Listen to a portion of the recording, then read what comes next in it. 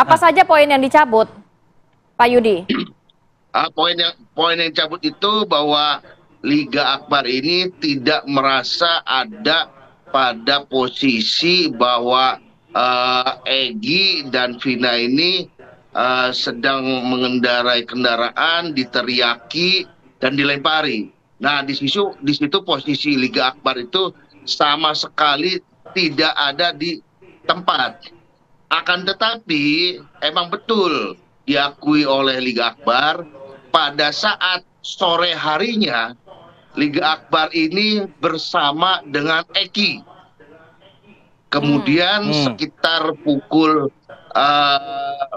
setelah maghrib itu Eki ini berpamitan untuk menjemput Vina dengan maksud akan mengadakan perkumpulan salah satu geng motor.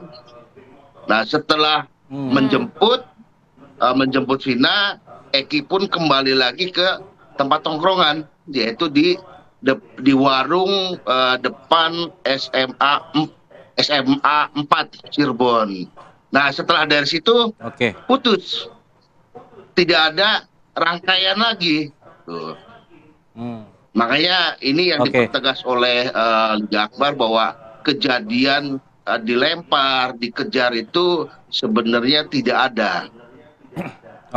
Tapi kemudian Liga Akbar artinya mengetahui pakaian yang terakhir dipakai oleh Eki, lalu motor yang digunakan oleh Eki seperti apa, karena kan ini banyak yang mengatakan bahwa Eki menggunakan jaket satu perkumpulan motor dan lain sebagainya.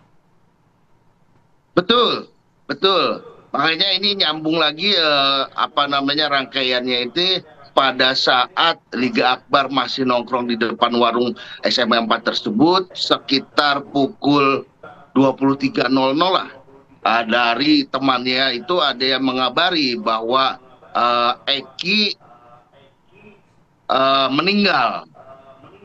Tuh, makanya dari sini Liga Akbar dan temannya ini mencari tahu keberadaan Eki di mana. 2 rumah sakit yang didatangi ternyata Eki ini ada di Rumah Sakit Gunung Jati. Nah, setelah dipastikan oleh dokter dan Eki, dokter menyarankan untuk menghubungi pihak keluarga Eki dan Vina. Nah, ini juga yang korban Vina juga didatangi langsung oleh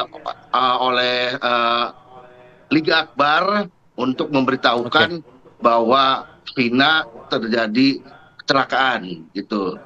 Karena Pak Yudi, kabar awalnya saat itu gitu. Ya.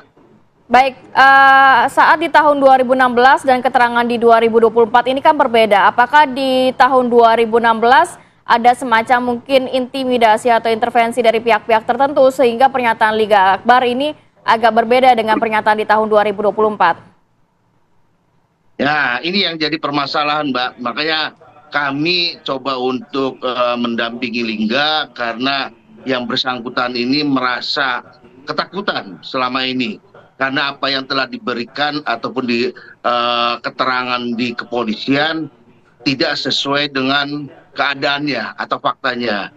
Nah, Liga juga mengatakan bahwa pada saat diperiksa sebagai saksi, rangkaian-rangkaian tersebut itu sudah ada yang mengkondisikan. Nah, pada awalnya Liga Akbar ini sudah menolak, tidak mau menandatangani BAP tersebut. Nah, akan tetapi Liga ini selalu diarahkan untuk menandatangani BAP itu. Baik, saya akan ke Pak Arianto. Pak Arianto, dengan adanya pencabutan beberapa poin yang ternyata sebelumnya dihadirkan sebagai saksi kunci dalam persidangan, lalu kemudian mencabut beberapa poin yang menjadi inti dari saksi kunci itu tadi, Pak. Nah, apakah ini akan mempengaruhi proses selanjutnya ke depan, Pak? Ya, itulah dari keterangan itu tadi bisa menggambarkan ya betapa rumitnya penyidik ya waktu itu mengumpulkan kesaksian ataupun barang bukti ataupun keterangan yang ingin menggiring kepada apa skenario yang terjadi ya. Karena keterangannya berubah-ubah, kemudian mengatakan itu karena didesak oleh kekuatan apa gitu ya. Akibatnya kan ya apa yang disampaikan pada waktu pemeriksaan pertama dulu seakan-akan itu diingkari bahwa itu bukan sesungguhnya yang seperti itu ya. Tetapi masalahnya adalah apa yang disampaikan di berita acara waktu itu, itulah yang diceritakan di persidangan.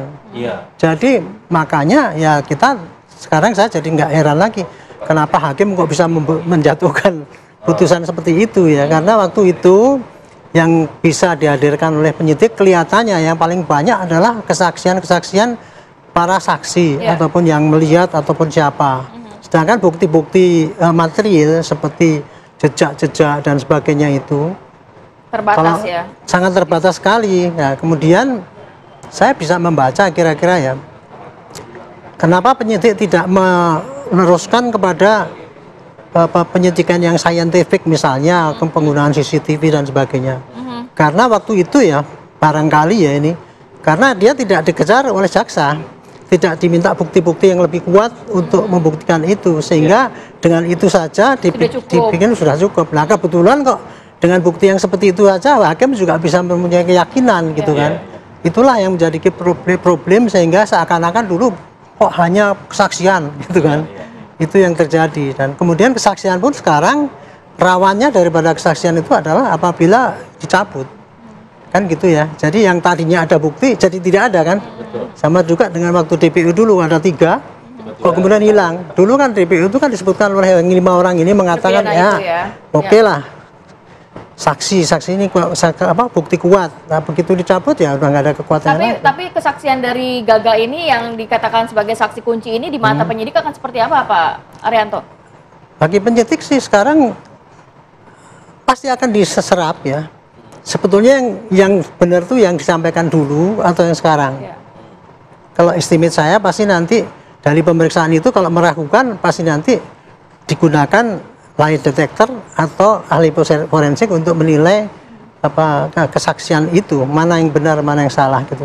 Saya kira sekarang ya polisi tidak bisa lagi pakai pola yang lama yang tahun 2016 itu hanya kesaksian didasarkan itu untuk meyakinkan hakim, karena itu kan sudah disanggah oleh publik ya bahwa itu kan rekayasa dan sebagainya. Makanya memang harus didukung dengan bukti-bukti otentik yang saintifik, misalnya ya kalau bisa dicari handphonenya si itu korban ataupun saksi-saksi semua dilihat, dilacak kembali saat itu ada di mana misalnya begitu. Kemudian CCTV itu tadi yang kemarin kan beredar gitu, itu nyata apa tidak? Sebetulnya keterangan-keterangan daripada orang banyak ini yang celometan beda-beda ini, apabila CCTV-nya itu ada kita nggak usah pusing-pusing kan, tuh kayak gitu kan gitu. Nah, mestinya inilah yang harus dikejar oleh penyidik sekarang ini, saya pikir semaksimal mungkin. Ini mungkin mencari saksi-saksi karena memang alat bukti lainnya tidak ada saat itu ya. Saya kira kalau saat itu sudah ada CCTV pasti ada, pasti sudah ada ya. Cuman waktu itu nggak dikejar ke situ karena tidak dengan berkas yang sudah dibikin oleh polisi waktu itu ya, hanya saksi-saksi kan itu berkas itu dikirimkan ke jaksa, diteliti. Jaksa itu meneliti Pak, apakah cukup bukti ini apa enggak untuk sajarian tuntutan. Kalau itu sudah cukup, ya polisi pasti nggak meneruskan lagi. Gitu. Masalahnya kira-kira begitu jadi.